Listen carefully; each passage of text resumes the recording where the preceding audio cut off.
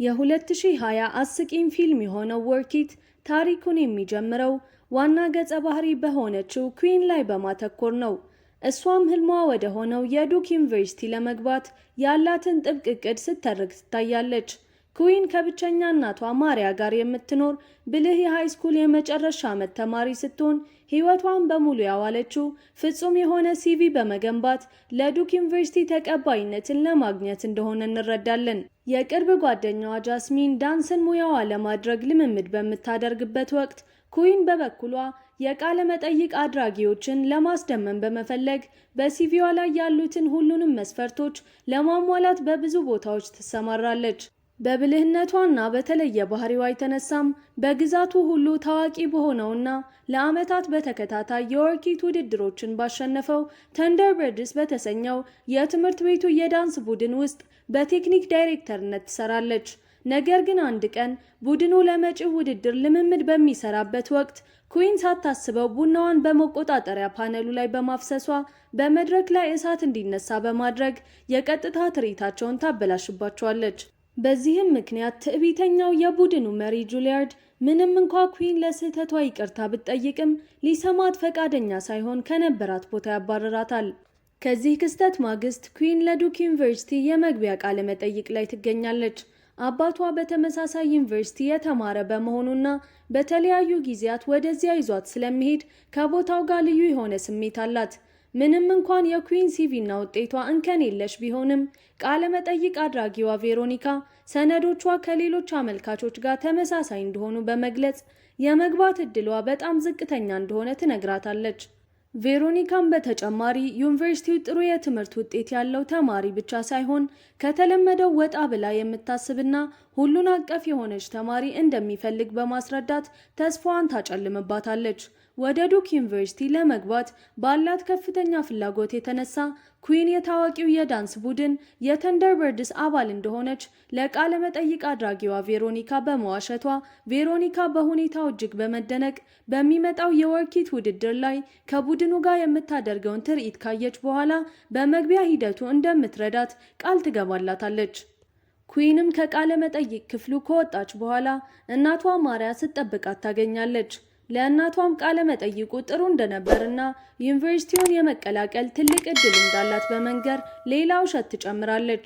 በኋላ ላይ ለቬሮኒካ ለመናዘዝ ብታስብም ይልቁንም ውሸቷን እውነት ለማድረግ በማሰብ የተንደርበርድስን ቡድን ለመቀላቀል መሞከር እንዳለባት ከራሷ ጋር ትወስናለች። በሌላ በኩል ጃስሚን ስለመጪው ውድድር ልምምዳቸው ለማውራት የቡድኑን መሪ ጁሊያርድን ስትቀርበው እሱ ግን በንቀት ችላ ይላታል።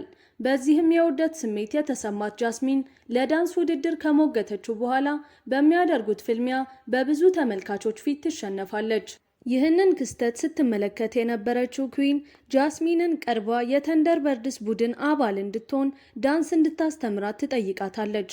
ጃስሚንም መጀመሪያ ላይ እንደ ቀልድ ብትቆጥረውም የኩዊንን ቁም ነገር ስትረዳ በመስማማት ኩዊን በ2 ሳምንት ውስጥ ለሚካሄደው ምርጫ ጠንክራ መለማመድ ትጀምራለች።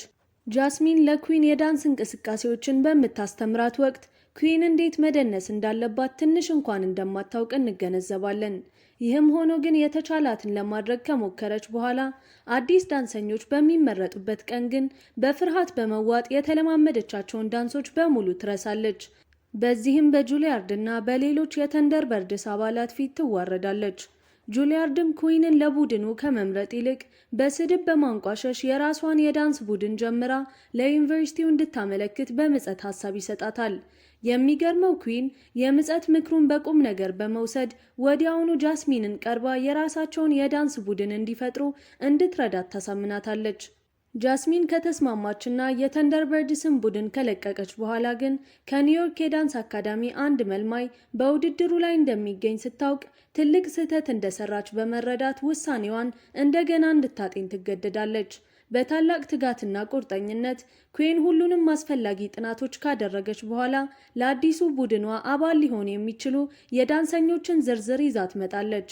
በዚህ ጥልቅ ፍለጋዋ ወቅትም ጄክ የተባለን ታዋቂ ዳንሰኛና የዳንስ ቅንብር ባለሙያ በማግኘቷ ለቡድናቸው እንዲሰራ ለመጠየቅ ትወስናለች። ጃስሚን ጄክ ላለፉት 2 ዓመታት ከሰው ተሰውረው እንደቆየ ብትነግራትም ኩዊን ግን ይህንን ማስጠንቀቂያ ወደ ጎን በማለት ያለበትን ቦታ ካገኘች በኋላ እሱን ለማግኘት በቀጥታ ወደዚያ ታመራለች። እዚያ ስትደርስም የዳንስ ስቱዲዮ ውስጥ ስታገኘው ትምህርቱ እስኪያልቅ ድረስ በትዕግስት ከጠበቀች በኋላ ለቡድናቸው የዳንስ ቅንብር ባለሙያ እንዲሆን ትጠይቀዋለች። ጄክ ግን ምንም ፍላጎት እንደሌለው በመግለጽ ይልቁንም አዲስ ቡድን የመመስረት ሐሳቧን ትታ ትምህርቷ ላይ እንድታተኩር ይመክራታል። ቪዲዮውን እዚህ ድረስ ከተመለከታችሁት ተመችቷችኋል ማለት ነው። ቪዲዮውን ላይክ፣ ቻናሉን ደግሞ ሰብስክራይብ ማድረግ እንዳይረሳ እያልን ወደ ታሪካችን እንመለሳለን። ኩዊን ግን ይህንን ምክር ባለመቀበል ስቱዲዮውን ለቃ ከመውጣቷ በፊት ተስፋ እንደማትቆርጥ ከነገረችው በኋላ ስለ ጉልበት ጉዳቱን በማንሳት ጥያቄ በውስጡ ትታ ትሄዳለች። በሚቀጥለው ቀን ኩዊን እና ጃስሚን ለዳንስ ቡድናቸው የማስተዋወቂያ በራሪ ወረቀቶችን ይዘው ይታያሉ። ጃስሚንም ከኮሌጃቸው የምታውቃቸውን ዳንሰኞች በማስታወስ ወደ ቡድናቸው እንዲቀላቀሉ ለማሳመን ከኩዊን ጋር ያመራሉ። በዚህም ሁኔታ እያንዳንዳቸው ጋር ከሄዱ በኋላ የኩዊን ልዩ የማሳመን ችሎታ ከሁኔታው ጋር በመደማመር ሁሉም ቡድኑን ለመቀላቀል ይስማማሉ።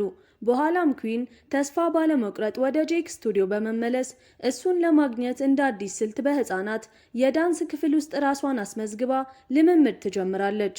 ጄክ አፈጻጸሟን ሲመለከት ዳንሰኛ እንዳልሆነች በቀላሉ ስለተረዳ ጥቂት እንቅስቃሴዎችን ሊያስተምራት ይሞክራል። ኩዊንም ይህችን አጋጣሚ በመጠቀም ከመሄዷ በፊት በራሪ ወረቀቱን ለጄክ ከሰጠችው በኋላ የዳንስ ቡድናቸው ኮሪዮግራፈር ለመሆን ሐሳቡን ቀይሮ እንደሆነ በድጋሚ ትጠይቀዋለች።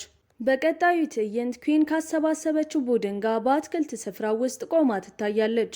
ለቡድኑም ጊዜያዊ በሆነ መልኩ ቲቢዲ የሚል ስያሜ ከሰጠች በኋላ ጄክ በድንገት ብቅ በማለት ወደ እሱ ስቱዲዮ መጥተው ልምምድ ማድረግ እንደሚችሉ ሲነግራት ኩዊን በደስታ ሐሳቡን ትቀበላለች።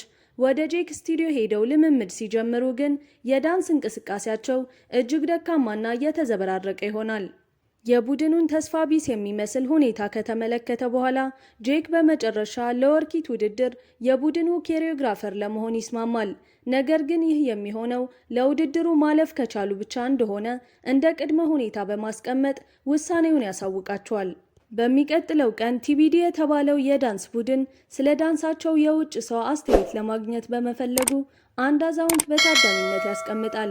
የሚያሳዝነው ግን የዳንስ እንቅስቃሴያቸውን ባዩ ጊዜ አዛውንቱ በድንገት ሕይወታቸው ስላለፈ ይህ ያልተጠበቀ ክስተት መላውን ቡድን በድንጋጤና በጭንቀት ውስጥ ምንም መናገር እስኪያቅታቸው ድረስ ይጥላቸዋል። ከዚህ ክስተት በኋላ ቲቢዲ የተባለው ቡድን ለወርኪት ውድድር ለማለፍ በዳኞቹ ፊት ትርኢታቸውን ያሳያሉ።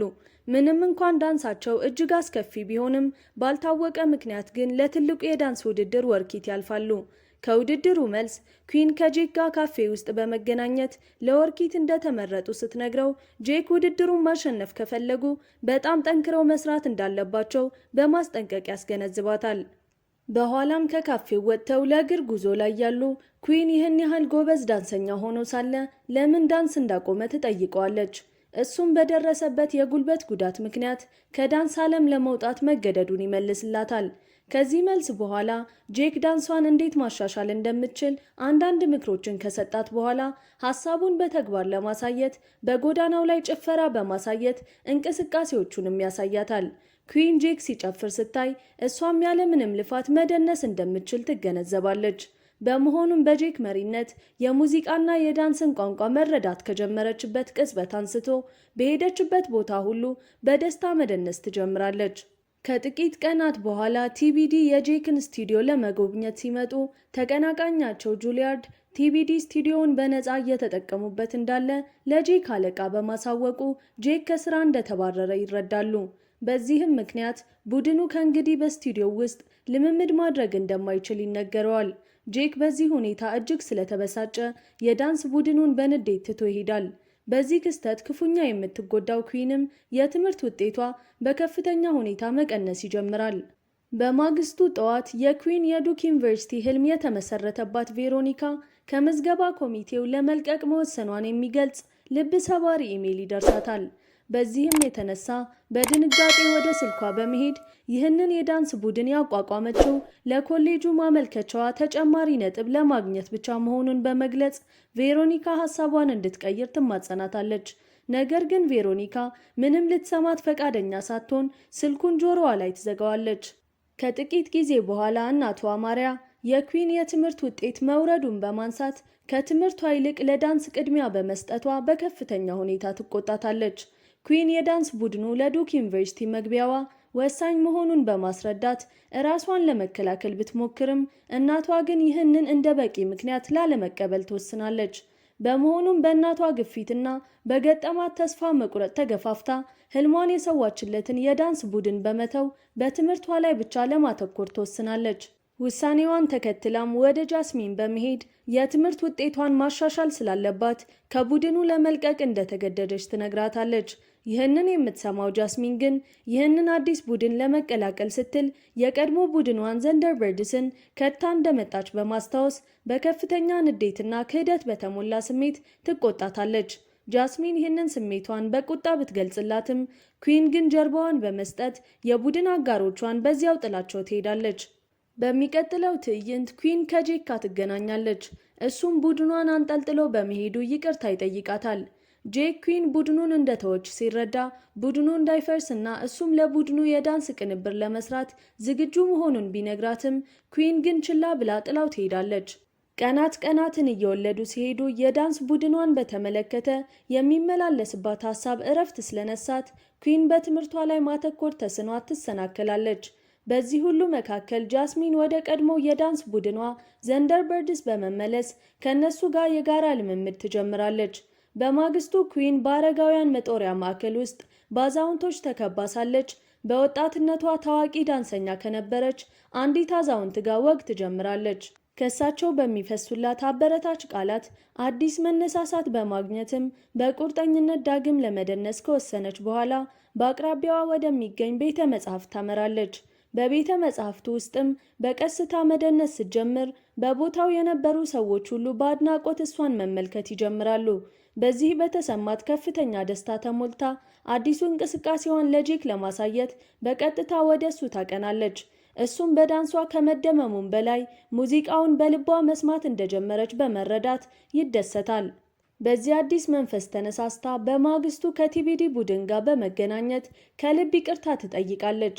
እነሱም ይቅርታዋን በጸጋ ከተቀበሉ በኋላ በከፍተኛ ስሜትና በአንድነት ልምምድ መስራት ይጀምራሉ።